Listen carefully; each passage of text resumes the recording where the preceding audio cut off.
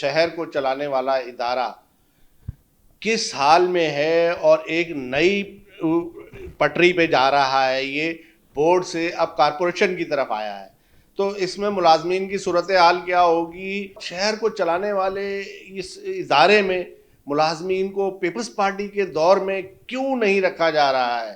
کیا پالیسی ہے؟ ان سارے سوالات کو لے کے چلتے ہیں ہم محسن رضا صاحب کے پاس. السلام علیکم محسن صاحب.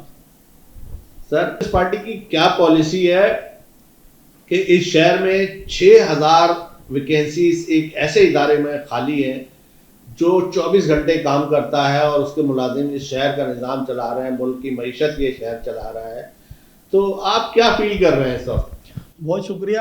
دیکھیے, آپ نے مجھے موقع دیا. بالکل ویکینسیاں خالی ہیں واٹر اینڈ سیوریج بورڈ میں, اور اس کو اناؤنس بھی کیا تھا ویکینسی پر کرنے کے لیے, اور جو ادارے کی سی بی ہے اور ان جن پارٹیوں سے منسلک ہیں وہ عدالت چلی گئیں اور اس پہ اسٹے ہو گیا, تو یہ اپائنٹمنٹ نہیں ہو سکے Karachi water and sewerage corporation میں. بہت ضرورت ہے, اشد ضرورت ہے کہ لوگوں کو بھرتی کیا جائے, لوگوں کو اپائنٹ کیا جائے, پر وہ اس طرف توجہ نہیں ہے بدقسمتی سے. جو ایکٹ تبدیل ہوا 2023 میں, اس ایکٹ کو لے کر واٹر بورڈ میں ایک عجیب سی کھینچا تانی ہے. جو سینئر افسران ہیں وہ اپنا ٹائم پورا کر رہے ہیں نا, ان کو ریٹائرمنٹ کے نزدیک ہیں, بہت بچ کر کام کر رہے ہیں. وہ ایم ڈی صاحب کے پاس اس طرح کا وقت نہیں ہے. ایم ڈی صاحب جو ہے اس کو صرف پرائیویٹ پبلک پارٹیسپیشن میں لے جانے کے لیے جدوجہد کر رہے ہیں. تو اپائنٹمنٹ بالکل ہونے چاہیے, اور اپائنٹمنٹ نہ ہونے کے سبب جو ہے شہر میں مسائل ہیں, اور اس کو آرٹیفیشل طریقے سے جو اس کو مینیج کرنے کی کوشش کرتے ہیں, مختلف میڈیا پر خبریں چلا کر, کاموں کا بتا کر, پی سی 1 بتا کر. ابھی حال ہی میں بہت بڑا بریک ڈاؤن ہوا لیاری میں سیوریج کا, اس میں بھی اسی طرح کی بات ہوئی, اور پھر جو ہمارے چیئرمین صاحب ہیں میئر کراچی, ان سے بھی اسٹیٹمنٹ دلوا دیا گیا کہ جی اس کو پی سی 1 میں رکھیں گے آنے والے بجٹ میں. حیران کن بات ہے کہ S3 پچھلے گزشتہ کئی دہائیوں سے چل رہا ہے, اور S3 میں جو ہے اس کو یہ رکھا نہیں گیا. لیاری کا ایک بھی کمپوننٹ نہیں تھا, جبکہ لیاری ایک حساس پمپنگ اسٹیشن تھا سیوریج کا, پر اس میں S3 میں اس کو نہیں رکھا گیا. اور پھر پورا واٹر بورڈ پچھلے کوئی 15 سال سے پی سی 1 پر چل رہا ہے, اور وہ جو ہے گورنمنٹ کی ہیڈ پر لوٹ مار کا بازار گرم ہے, علاقے میں کام پراپر نہیں ہو رہا. آج پیپلز پارٹی کا ایک چالہ جو ہے وہ حقیقت میں مبنی بات کر رہا ہے, اور اس وقت یہ بات کر رہا ہے جب پیپلز پارٹی کا وزیر بلدیات اسی شہر سے ہے, لیکن ایم کیو ایم کی جو یہاں یونین ہے برسر اقتدار, تو ایم کیو ایم تو اس شہر کے بارے میں یہ کہتی ہے کہ شہر کے لوگوں کو, مقامی لوگوں کو نوکریاں دی جائیں. ٹھیک ہے, تو پھر وہ اس کی مخالفت کیوں کر رہے ہیں, اور وہ کیوں لوگوں کی ترقیاں اور جو ہے معاملات کو جو ہے وہ اس میں رکاوٹ ہے ملازمت میں؟ ان کو تو مطالبہ کر کے آگے آنا چاہیے. بڑی عجیب سی صورتحال ہے, مجھے کہتے ہوئے افسوس بھی ہوتا ہے, مگر یہ بات کرنا ضروری ہے. جب بھی بات کر رہے ہوتے ہیں یہ ہمارے دوست سی بی اے کے خاص طور پہ, یا ان سے ریلیٹڈ جو ان کے تنظیم کے دوست ہیں, تو وہ کہتے ہیں اندرون سندھ سے بھرتی نہیں ہونے دیں گے. جبکہ ستم ظریفی یہ ہے کہ پنجاب سے جو ہے سی ای او انہوں نے ایکسیپٹ کر لیا ہے, اس کے ساتھ جو ٹیم آئی ہوئی ہے وہ سیالکوٹ سے انہوں نے ایکسیپٹ کر لیا ہے. تو پنجاب سے جتنی نفری آنی ہے آ جائے, ان کو کوئی اعتراض نہیں ہے, پر اندرون سندھ کے لوگوں کو بھرتی نہیں ہونے دیں گے وہ, یا سندھ کے لوگوں کو بھرتی نہیں ہونے دیں گے. جبکہ یہ میں یہاں وضاحت کرنا چاہتا ہوں کہ ڈومیسائل کی شرط تھی صرف کراچی بیسڈ ہونا تھا. یہ ڈاکٹر فاروق ستار صاحب 88 میں چیئرمین تھے جب یہ تبدیل کیا گیا اس قانون کو, اور وہ کنٹینیو چل رہا ہے ابھی بھی. تو مگر یہ کیونکہ ان کی پارٹی پالیسی ہوتی ہے, ہم ادارے کو بچانے کی بات کرتے ہیں, ہمیں اس سے غرض نہیں کہ پیپلز پارٹی کا چیئرمین ہے یا کسی اور تنظیم کا جماعت کا چیئرمین ہے. ہم لوگ ہمیشہ سے آواز اٹھاتے رہے.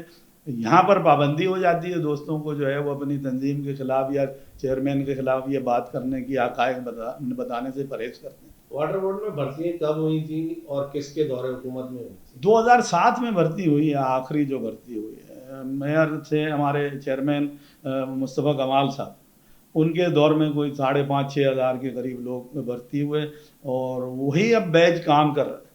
اور جو یہاں پر ابھی جو سازش ہو رہی ہے وہ ان لوگوں کا خیال یہ ہے کہ ان کے جو ٹائم میں بھرتی ہوئی ہے وہ دوست کام نہیں کرتے, حالانکہ یہ غلط خبریں ہیں.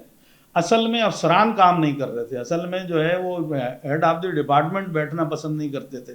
جب سے باہر سے آنا لوگ شروع ہوئے، خاص طور پہ سندھ گورنمنٹ سے، تو واٹر بورڈ دن بہ دن تباہی کی طرف جا رہا ہے. اور ابھی بھی یہ سندھ گورنمنٹ سے گریڈ 19 کے افسر کو سی ای او انٹرویو کر کے، خود ہی سیکریٹری تھے، خود ہی انہوں نے پرپوزل بنائے، خود ہی انہوں نے کنسلٹنٹ اپائنٹ کیے، اور از خود وہ جو ہے وہ مارکیٹ بیسڈ لینا تھا انہوں نے ایم ڈی.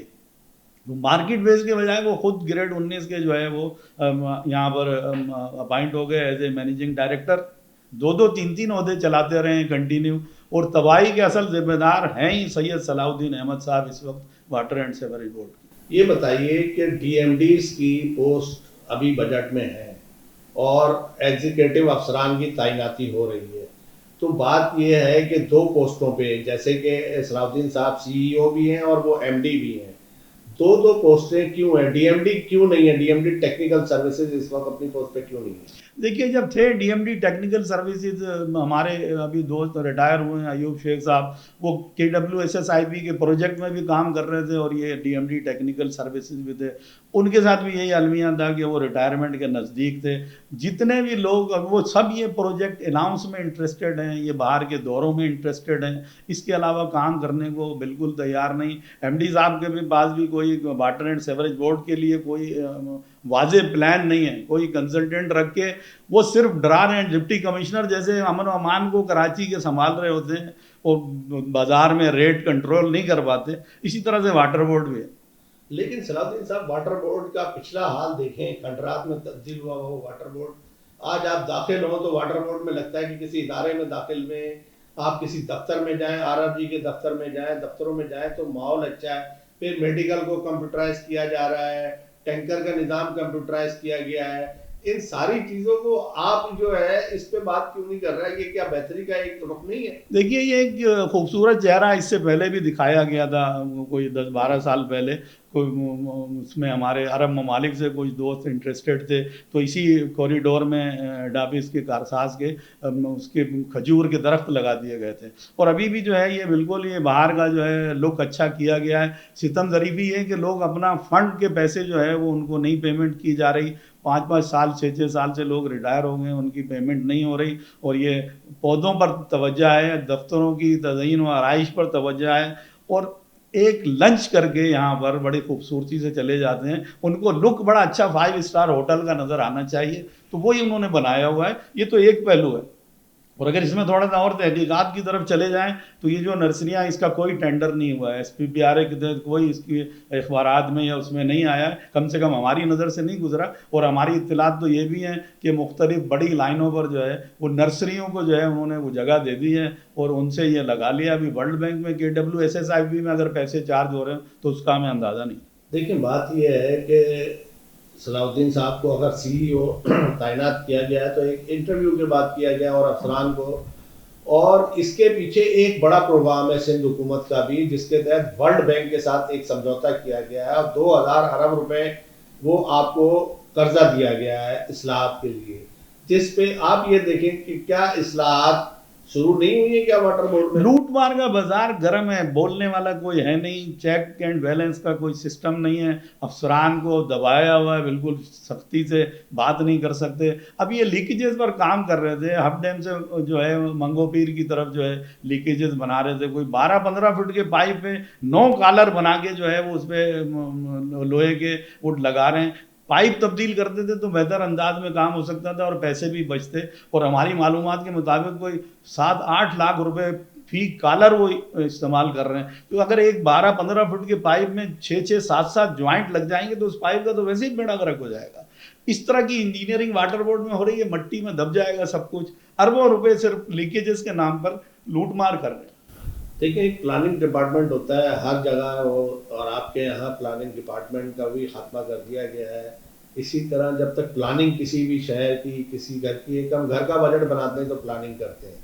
جب پلاننگ کے شعبے کام نہیں کریں گے، جیسے آپ K4 کو لے لیں، K4 میں آپ کو کوئی سسٹم ڈالنے کی بات نہیں ہوئی ہے. پانی اگر K4 کا 2025 میں آ جاتا ہے تو شہر کو آگے کیسے اس کو بڑھائیں گے، کیسے اس کا نظام، اس کے لیے نہ کوئی پمپنگ کا نظام، نہ اس ڈسٹریبیوشن کا نظام کہ ڈسٹرکٹ ویسٹ کو کتنا دیا جائے گا، کس ٹاؤن کو کتنا پانی، اس کے لیے کس طرح لائنیں ڈالنی، کوئی پلاننگ نہیں ہے.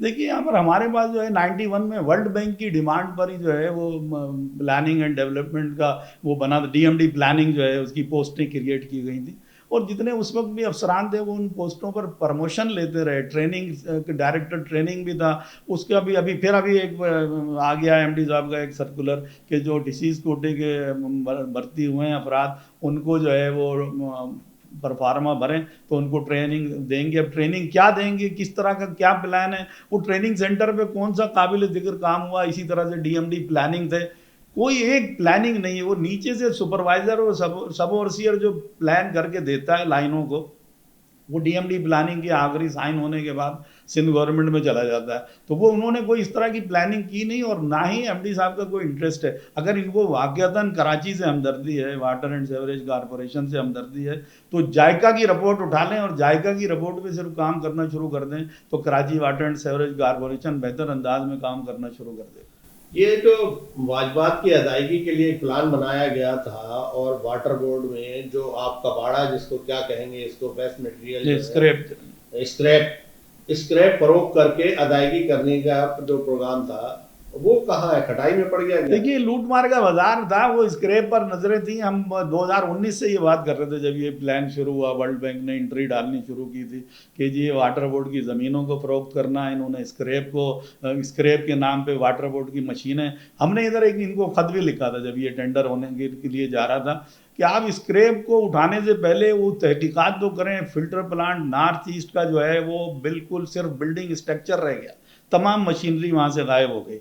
इसी तरह से TP2 का जो है सुप्रीम कोर्ट का आर्डर है, वाटर बोर्ड ने एक क्वार्टर पेज इश्तिहार शाया किया मुख्तलिफ कराची के अखबारात में कि उसको खाली करवाया जाए। उस पर इंक्वायरी नहीं हुई, TP1 पर कोई इंक्वायरी नहीं हुई, मशीनें ले गए लोग। वहाँ पर से रिपोर्ट आई स्क्रैप की नील। और अभी पिछले दिनों कोई झाड़ी साफ कर रहे थे तो उसमें बहुत सारे जो है उसमें मशीनरी जो है वो झाड़ियों में छुपी हुई मिली, प्रॉपर काम कर नहीं रहे, सिर्फ लूट मार करनी है। मेरा कॉन्ट्रैक्ट 3 साल का है, ये मैं 3 साल में कितने दौरे कर लूँ पुर्तगाल के, लंदन के और अमेरिका के, और उसके बाद क्या होता है, कॉन्ट्रैक्ट मिलता है नहीं मिलता। यहाँ रोज़ तलवार लटकी हुई है। सिस्टम जो है उसने पंजे गाड़े में, सिस्टम को बताकर ये वाटर एंड सेवरेज बोर्ड को तबाही की तरफ ले जा रहे हैं। जब तक इसमें अवामी नुमाइंदे मदाखलत नहीं करेंगे, जब तक कराची की शहरी आवाज़ नहीं उठाएंगे, ये दिन ब दिन तबाही की तरफ ले जा रहे हैं और इसको कमर्शियल बनाने की बात कर रहे हैं। नाजरीन, मोहसिन रज़ा को सुनने के बाद हम खुद परेशान हैं कि एक सियासी जमात का कारकुन इतनी ज़्यादा दिलेरी से बात कर रहा है। ऐसे लीडर आज भी मौजूद हैं और बात करने वाले मौजूद हैं, लेकिन ये निशानदही कर रहे हैं इन सारी चीज़ों की जो इस्लाहात की तरफ चलने की बातें हो रही हैं। अब इसका जवाब जो है सैयद सलाहुद्दीन साहब ने देना है, और हम कोशिश करेंगे सैयद सलाहुद्दीन साहब से कि वो मोहसिन रज़ा के सवालों का और ख़दशात का क्या जवाब देते हैं। बहुत शुक्रिया मोहसिन रज़ा साहब।